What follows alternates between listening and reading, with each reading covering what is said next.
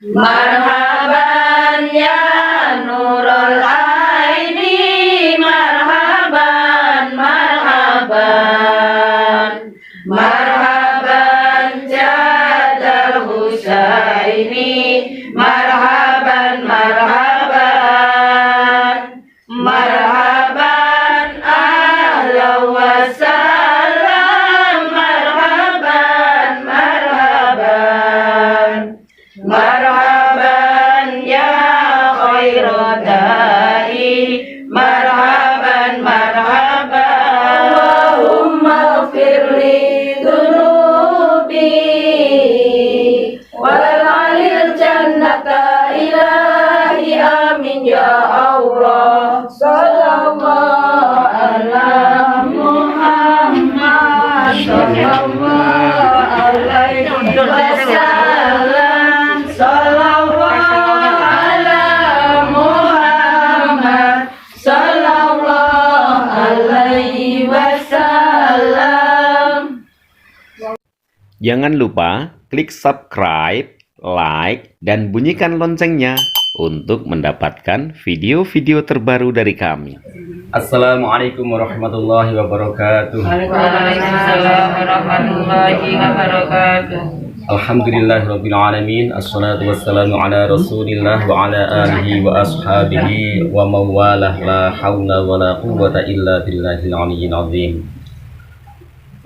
Jamaah Husnul Khotimah, ya benar ya. Jamaah Husnul Khotimah yang dimuliakan Allah Subhanahu wa taala. Alhamdulillahirabbil alamin. Pada sore hari ini kita bisa bermuajahah, berkumpul dalam sebuah majelis yang sangat mulia, majelis yang komplit sekali, majelis maulid, majelis zikir, tahlil, thalabul ilmi, dan juga silaturahim. Oleh karenanya semoga kita senantiasa diberi rahmat Allah Subhanahu wa taala dan semua ini mendapatkan ridhonya. Amin ya rabbal alamin. Kita syukuri biqauli tahmid. Alhamdulillahirabbil alamin. Salawat dan salam semoga senantiasa tercurahkan kepada junjungan kita Nabi besar Muhammad sallallahu alaihi wasallam, Nabi akhiruz zaman, khatamul anbiya wal mursalin, dengan harapan titipan doa semoga kita senantiasa mendapatkan syafaat beliau sejak di dunia ini, terlebih nanti di akhirat kelak. Amin ya rabbal alamin. Ibu-ibu sekalian yang dirahmati Allah Subhanahu wa taala, sebagaimana yang kita maklum bersama bahwa bulan ini adalah bulan Rabiul Awal, atau kita menamainya dalam bahasa Jawa bulan mulut, sasi mulut. Sasi mulut ya, sasi mulut. Di sana di dalam bulan Rabiul Awal ini dilahirkanlah seorang yang sangat mulia, yaitu Rasulullah Sallallahu Alaihi Wasallam. Kinten-kinten kula panjenengan sami seneng boten dengan lahirnya Rasulullah.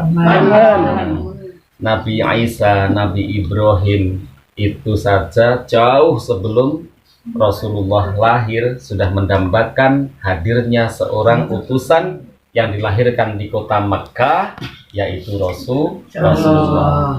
Itu berapa keturunan, itu jauh sekali. Ratusan tahun sebelum Rasulullah lahir, Nabi Ibrahim sudah berdoa di sisi Ka'bah, yaitu mendambakan adanya seorang utusan yang dilahirkan di kota Mekkah ini, dekat Ka'bah ini.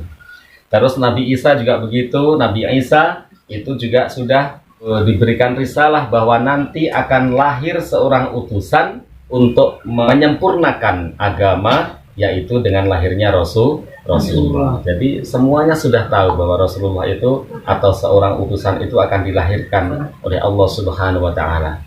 Nah, kalau panjenengan sami hidup jauh sesudah Rasulullah. Nate kepanggih dereng nggih.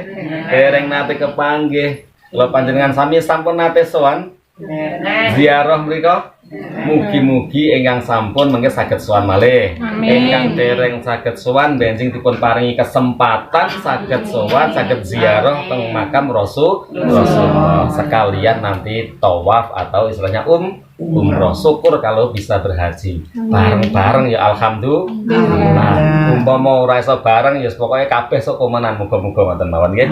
Nah, ini ada berita bahwa di Makkah ini sudah dicopoti social distance-nya, simbol-simbol atau istilahnya tanda-tanda jaga jaraknya sudah dilepas karena ada perintah dari Mendagri Saudi Arabia. Jadi artinya kondisi di sana sudah baik, alhamdulillah. Semoga ini nanti kondisi-kondisi di negara-negara lain juga sama.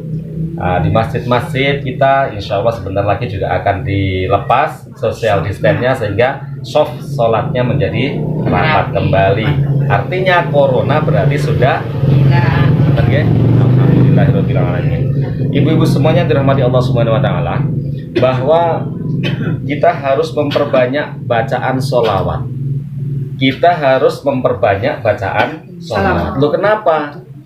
Sholawat itu merupakan ibadah atau amaliyah yang luar biasa, istimewa, sangat istimewa.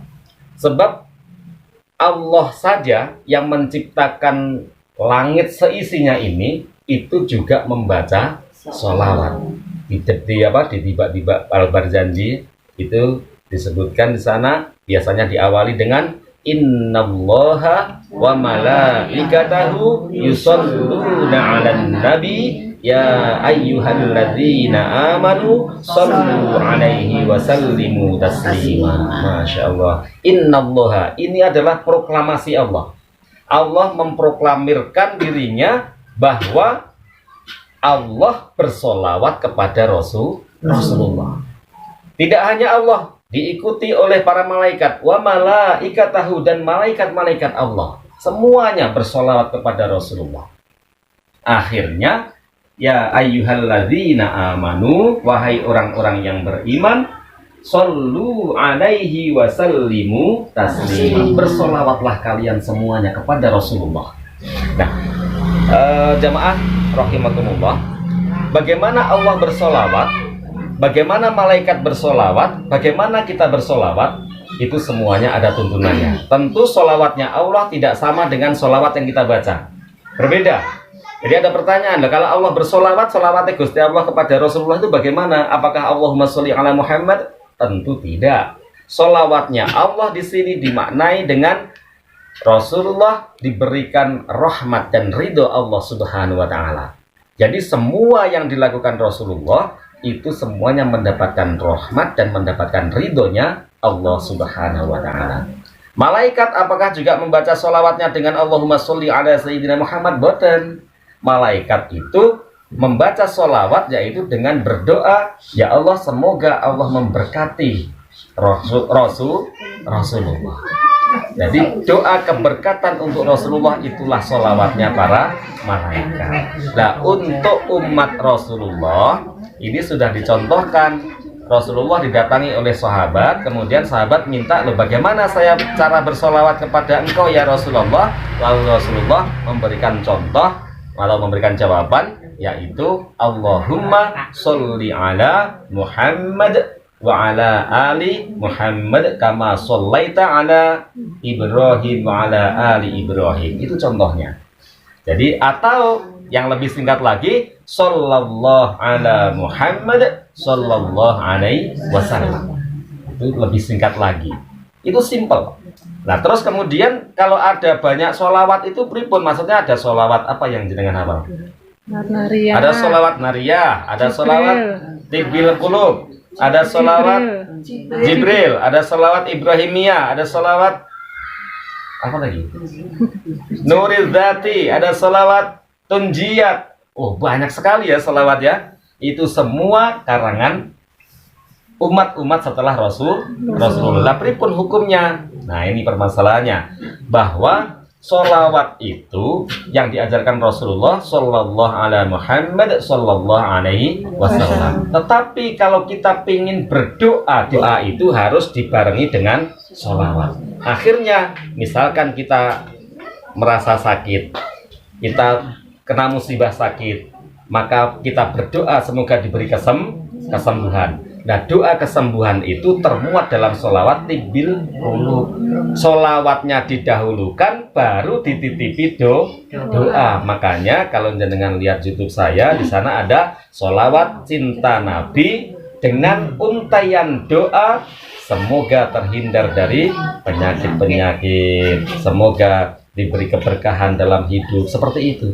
Jadi sholawat dulu baru doa, atau dibalik berdoa dulu kemudian dibarengi dengan sholawat. Sebab yang namanya doa tanpa dibarengi dengan sholawat, doanya ngambang alias gantung, tidak diterima oleh Allah Subhanahu wa taala. Sebagaimana dalam mazhab Syafi'i yang namanya sholat itu salah satu rukunnya adalah membaca sholawat. Kok sholat kita nggak ada sholawatnya, maka tidak sahlah, karena sholawat itu bagian dari rukun sholat. Gitu. Lalu yang namanya majelis nih, yang namanya majelis itu ketika tidak ada bacaan sholawat di dalamnya, maka itu kaljifah, majelis itu bagaikan bangkai. Jadi orang arti nih, jelek banget majelis itu kalau tanpa dibacakan di dalamnya sebuah sholawat. Makanya santai mawon kalau panjenengan sami sudah melakukan itu dari dulu. Pembawa acaranya, Assalamualaikum warahmatullahi wabarakatuh, Alhamdulillah, assalatu wassalamu ala rasulillah. Mesti ada sholawatnya. Ini yang menjadikan majelis ini majelis mulia, majelis yang diberkahi oleh Allah Subhanahu wa taala. Karena di dalamnya ada tahmid, ada bersyukur kepada Allah, kemudian ada yang namanya bacaan sholawat.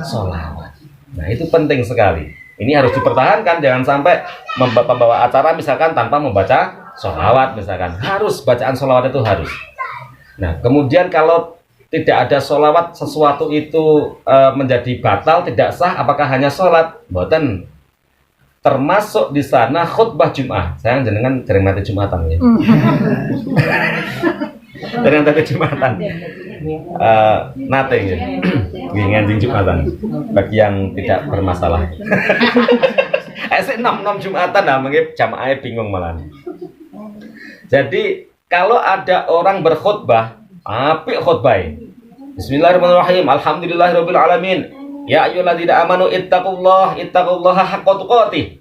Tapi lupa enggak membaca sholawat, batal. Khutbahnya ora sah, salat Jumat ya otomatis ora sah, wong itu rangkaian. Khutbah Jumat itu satu rangkaian dengan salat Jumatnya 2 rakaat itu. 2 rakaatnya itu sholat Jum'ah, kemudian khutbahnya sebagai pengganti sholat zuhur yang 4 rakaat diganti 2 rakaat khutbah, 2 rakaatnya sholatnya itu. Nah kalau 2 rakaatnya nggak sah loh, apa meneh? Sing burine ya tambah rasah meneh kan. Khutbah itu salah satu rukunnya adalah membaca sholawat.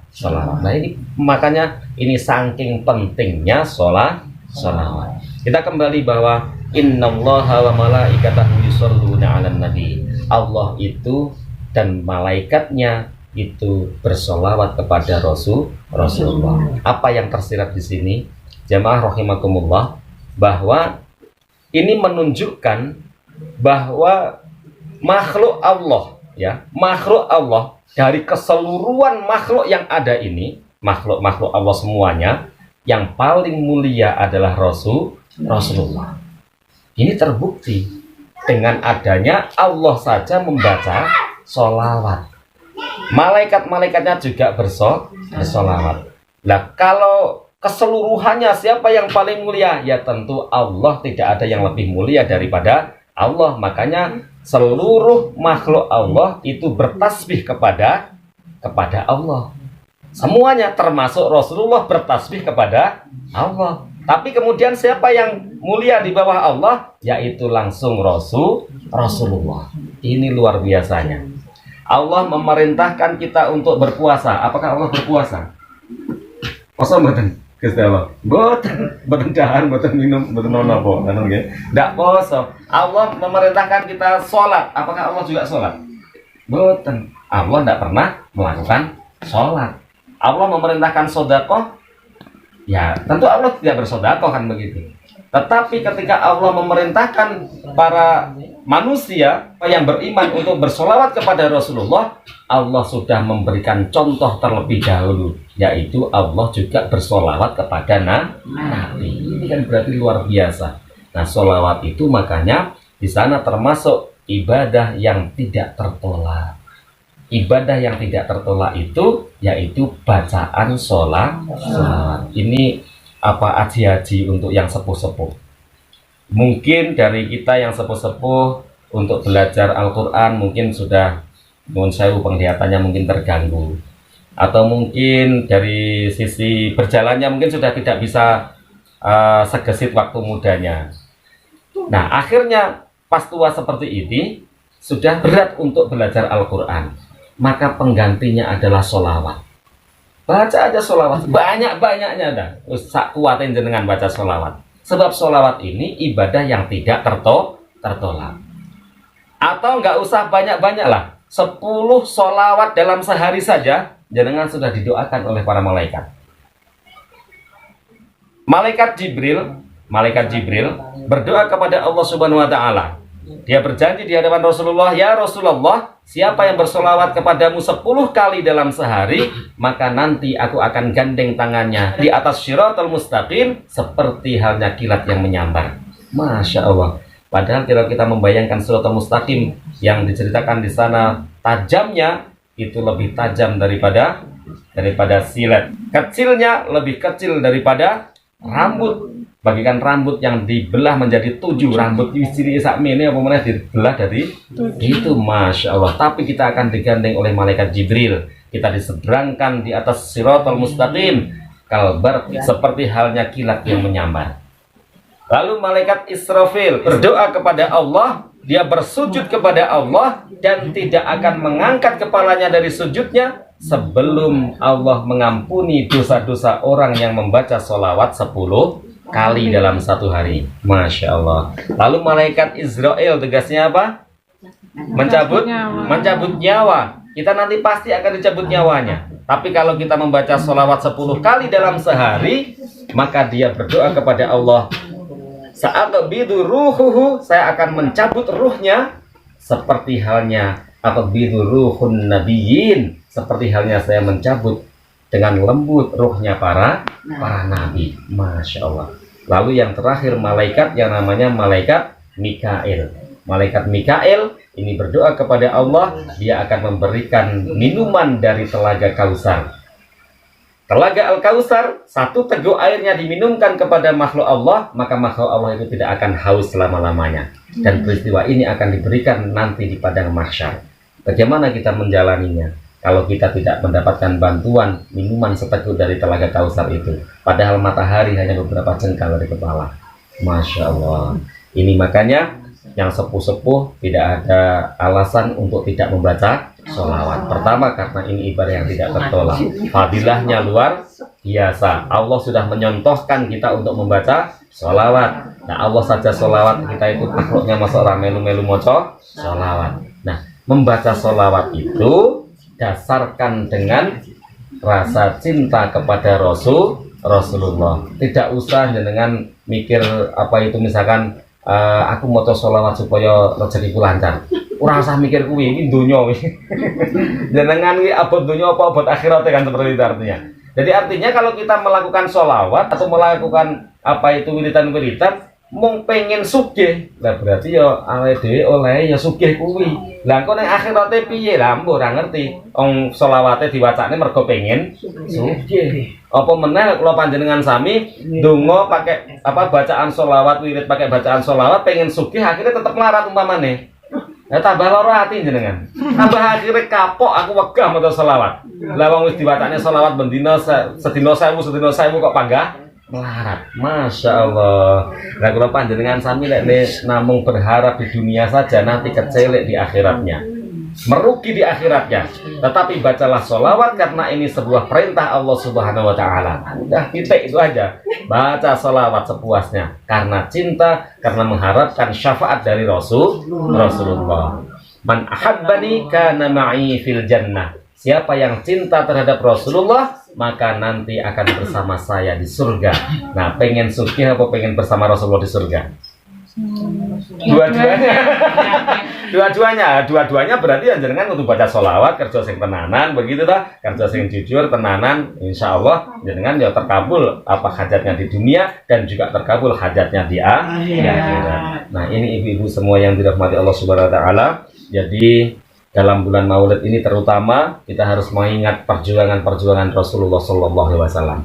Jadi Rasulullah itu senantiasa mengingatkan kepada kita bahwa walal akhiratu khairul laka minal ula. Akhirat itu lebih penting, akhirat itu lebih utama daripada dunia. Maka dunia ini manfaatkan untuk jembatan kita bisa melalui ridho Allah Subhanahu wa taala. Semua amalan-amalan kita itu harus lillahi ta'ala. Ojo diembel-embeli mergo pengen iki. Itu sudah karunia Allah. Ya berdoa boleh lah, berdoa boleh, tapi jangan nemen-nemen ya istilahnya. Jangan nemen-nemen. Lek nemen-nemen akhir kecewa nanti. Sebab kadang-kadang orang itu salah paham. Jaluk sugih tapi ternyata tetap pelarat. Ada mboten? Ada. Jaluk sugih tapi diweki tetap. Akhirnya salah paham. Karena salah paham, maka kemudian tidak melakukan sholat duha. Wes aku wegah sholat duha. Aku sholat duha kan umur 14 tahun sampai saat ini uripku kok panggah seperti ini. Umpamanya seperti itu loh. Nanti jenengan akan kecewa seperti itu. Padahal jenengan salah paham. Mungkin yang namanya apa itu sugih itu justru menjadikan petaka bagi jenengan. Sugih bisa menjadi petaka bagi kita. Seperti halnya ketika Qarun diberi kenikmatan oleh Allah Subhanahu wa taala berupa harta yang melimpah, tapi apa yang diperbuat oleh Qarun? Dia ingkar kepada Allah Subhanahu wa taala. Dia sombong, akhirnya terkubur di dalam bumi bersama harta bendanya. Apa pengen awake dhewe sugih tapi lali karo Gusti Allah. Wis masih orang dia apa-apa sing penting tetep eling Gusti Allah. Masih sugih ya sing penting tetep eling Gusti. Ngono lho maksudnya ini. Jadi intinya itu tetep walal akhiratu khairul laka minal ula. Dunia iki mung sediri tok. Sebentar lagi. Makanya saya sudah 1 bulan ini alhamdulillah. 1 bulan ini aku sregep nggawe video. Mungkin ada beberapa yang belum lihat video. Tujuannya apa? Saya hanya pengen bahwa karena saya sadar bahwa sebentar lagi saya sudah nggak ada. Nggak tahu mungkin 1 tahun, mungkin 1 minggu, atau mungkin 2 tahun lagi. Ya kita semuanya ini bakal nggak ada. Lalu apa yang kita tinggalkan ketika kita masih diberi kesempatan seperti ini? Maka saya lakukan adalah saya pengen meninggalkan sesuatu yang baik. Makanya bikin video ya sing api-api. Ora usah video sing elek-elek. Karena mampu, orang itu bikin video yang jelek mampu. Ono wong tukaran direkam. Ono wong padu direkam. Setelah itu diupload di YouTube. Masya Allah, ini aib ini. Aib orang disebar di YouTube. Akhirnya orang sekali negara, orang semagelang, mungkin se-Indonesia, bahkan di luar negeri pun bisa melihat aibnya orang lain ini yang di-share di YouTube ini. Nah ini kan namanya mendapatkan jariah yang namanya dosa jariah. Tapi kalau sesuatu yang baik, mungkin hari ini belum banyak orang yang melihat, tapi mungkin nanti akan 1 tahun berikutnya, 2 tahun berikutnya, atau 10 tahun setelah saya meninggal, baru orang-orang melihat ini. Bisa juga terjadi. Dan sesuatu yang kita share adalah sesuatu yang baik. Harapannya apa? Lillahi ta'ala, menyimpan data file kita di sebuah aplikasi atau di sebuah medsos. Ini lebih aman, HP kita rusak, di medsos tidak rusak, ya kan? Nah ini masih bisa dilihat oleh orang dan bermanfaat untuk orang lain. Harapan kita seperti itu. Nah, ibu-ibu misalkan belum sempat bisa bikin video untuk di-share misalkan, ya golek video di YouTube yang api-api, di-share aja itu yang baik-baik. Yang tidak baik pasti Anda temukan, jangan di-share. Loh iya, yang jelek-jelek jangan di-share. Jenengan golek video ngaji akan ketemu gambare wong udo. Asli itu. Loh iya bener nggak? Jenengan golek gambar apa itu videonya orang mengaji, videonya ceramah dan sebagainya. Secara tidak sengaja, secara acak, jenengan akan melihat aurat orang lain. Akan melihat sesuatu yang sebetulnya itu tidak pantas untuk kita lihat. Tapi kadang-kadang kita tertarik untuk melihatnya. Apa ya ini? Diklik loh, akhirnya ngerti wes, pasti itu. Itu pasti, yang pengalaman aku ya. Loh iya. Masya Allah, makanya seperti itu. Lah kita akhirnya apa yang kita lakukan? Jangan sampai kita tidak ikut andil dalam mengupload atau meng-share video-video yang baik. Sebab ini adalah upaya kita untuk memerangi ojo sampai sing elek tok sing dimuat, melainkan juga yang baik-baik kita muat begitu. Kita imbangi, kita perangi begitu. Nah kalau kita nggak memerangi seperti ini, nanti ojo-ojo anak ini awake dhewe ngertine iki ya video sing elek-elek tok ngono kuwi. Ora ketemu video-video ngaji, lah payah to arep. Golek wong ngaji tetap ketemu wong utuh, ketemu wong aib terus sebagainya itu. Nah, Masya Allah seperti ini. Nah, ibu-ibu semuanya yang dirahmati Allah Subhanahu wa taala, maka dengan itu kita langgengkan untuk senantiasa membaca sholawat kepada Rasulullah. Ringan tetapi ini luar biasa istimewanya. Sebab kita membaca sholawat 1 kali, Allah mengembalikan kepada kita 10 kali. Man shalla alayya wahidatan sallallahu alaihi asra. Sapa wonge sing sholawat ping 1 tok til, Allah itu sudah bersolawat kepadanya atau mengembalikan sholawatnya itu dengan 10 kali sholawat. Orang main-main, sing sholawat itu Gusti Allah. Yang sholawat kepada kita itu Gusti Allah. Nah, berarti kan ya luar biasa ini. Kalau kita misalkan bersolawat atau salam kepada teman misalkan, Assalamualaikum. Nah, mungkin teman hanya membalas Waalaikumsalam, seperti itu. Tetapi kalau kita bersolawat kepada Rasulullah, ya Rasulullah, Assalamualaikum ya Rasulullah, Assalamualaikum ya Rasulullah, atau marhaban ya Nural Aini marhaban, marhaban. Itu Allah memberikan sholawat kepada kita 10 kali. Masya Allah. Nah, semoga kita senantiasa menjadi umat Rasulullah yang cinta kita diterima oleh Allah, cinta kita diterima oleh Rasulullah, sehingga kita nanti akan bisa bersama-sama di surga Allah Subhanahu wa Ta'ala. Kurang lebihnya saya mohon maaf yang sebesar-besarnya. Akhirnya kita senantiasa berdoa juga bahwa dzurriyyah kita, anak turun kita, digolongkan ahlil ilmi wa ahlil khair, yaitu golongan orang-orang yang diberi ilmu dan orang-orangnya ahli dalam menjalankan atau dalam mengamalkan suatu kebaikan. Berkaitan dengan saged kula aturaken ingkang badhe matur tanglet kula sumangga akan saya akhiri dulu. Assalamualaikum warahmatullahi wabarakatuh.